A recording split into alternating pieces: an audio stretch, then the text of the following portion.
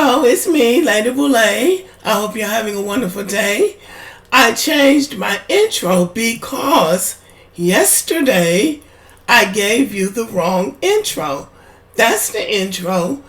That's the intro to my Black American Lineage channel. I uploaded it to the wrong channel. So people who watch that channel know that was the wrong intro for this channel. So I realized it's time to switch it up just a little bit.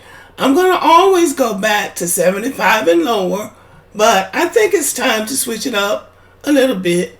And I know you'll let me know what you think about it.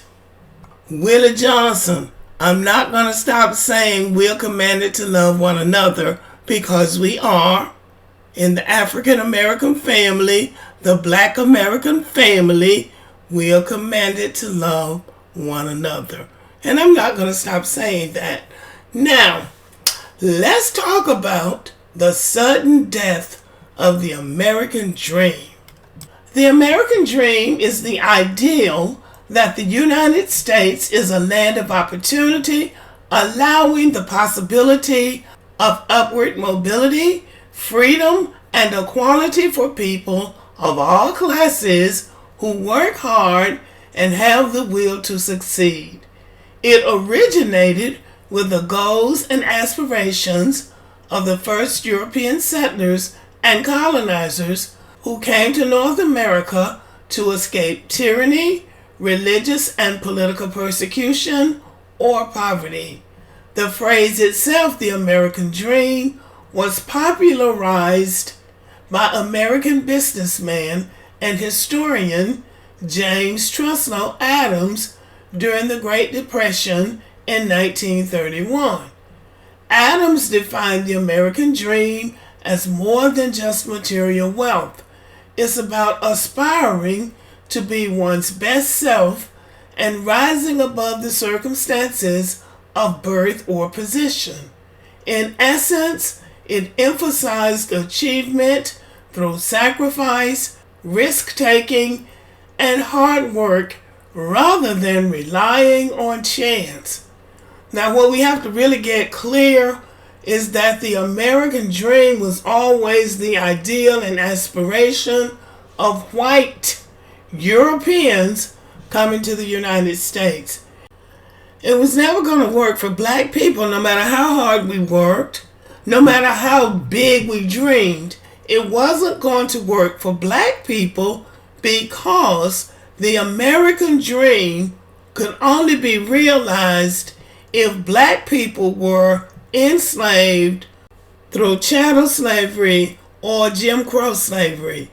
When the Civil Rights Bill of 1964 was passed, the American dream was almost unattainable. Well, it was unattainable except for those who had built something during those two slaveries of chattel slavery and Jim Crow slavery.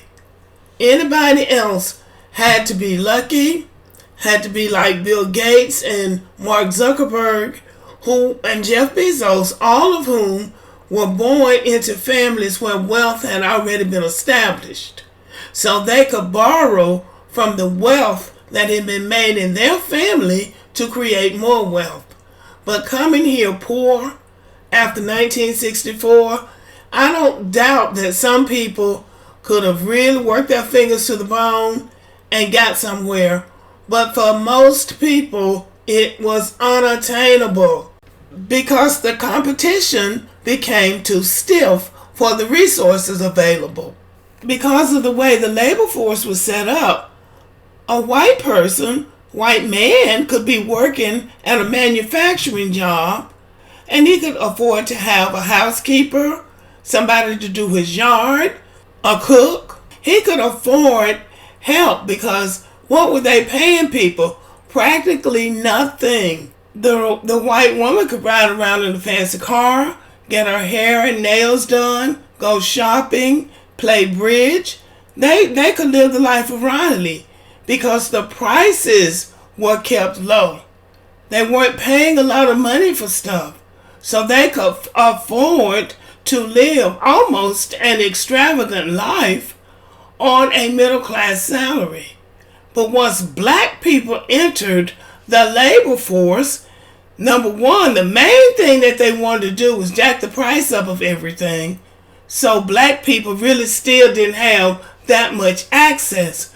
But it also made it harder for white people, because now they couldn't afford to pay black people to come to their houses, because black people were going out and getting manufacturing jobs too. So that was the beginning of the end of the American dream for middle class people. So that's the reason for some of the hostility among white people now towards black people. Because there used to be a time, the American dream for them would be they wouldn't have to clean up their house, they wouldn't have to cook, they wouldn't have to look after their children, they wouldn't have to cut their own grass, because they could pay a black person to do it because they weren't paying anything. And let us not forget that the black woman was here to make the white woman's life easier. There were places that passed laws that it was against the law for a black woman not to work. Where was she supposed to be working? In the white woman's house, doing the work that the white woman didn't want to do. That was the American dream. So that began a problem right there for those seeking the American dream. Because what was the American dream? The American dream was having money to live the life of Riley and somebody else doing the work. That's really what it came down to. Yes. And guess where the wealth was before the Civil War? The wealth was in the South, specifically in the state of Mississippi. The state of Mississippi was the richest state in this nation before the Civil War, producing 75% of the world's cotton. Now y'all listen really carefully, because white people are going to tell you that black people didn't build this country. America produced 75% of the world's cotton and created more millionaires per capita in the Mississippi River Valley than anywhere in the nation. Enslaved workers represented Southern planters' most significant investment and the bulk of their wealth. So the labor of the enslaved people created this wealth. It wasn't the genius of the white man. It wasn't the hard work of the white man. It was the work of the enslaved people. And the economy, that's what this whole economy was built on. Cotton, sugarcane, tobacco, rice, and some other crops. That was the agricultural start of America. Everything else came later. That's what built this economy and this country. During the era of slavery, the wealth in the American South was intricately tied to the institution of slavery, and here's why. Number one, cash crops and plantations. The South's economy heavily relied on agriculture, particularly the cultivation of cash crops like cotton, tobacco, and sugarcane. Yes, let's not forget rice. These crops were labor intensive and required significant manpower for planting, tending, and harvesting. Large plantations owned by wealthy landowners became the backbone of the Southern economy. Okay, are we listening? It was the labor-intensive work of the enslaved people that built not only the Southern economy, but the American economy. So the real American dream ended when slavery ended. It limped along for another 100 years under Jim Crow, but that really was dependent upon them continuing to re-enslave black people and to deny black people access to decent education, employment, health care, services, using the law of eminent domain to take land away from black people. All kinds of chicanery and trickery was done to keep black people down so that white people could rise. So the American dream was really about white people living off the labor of black people. And it ended when slavery ended, when Jim Crow ended.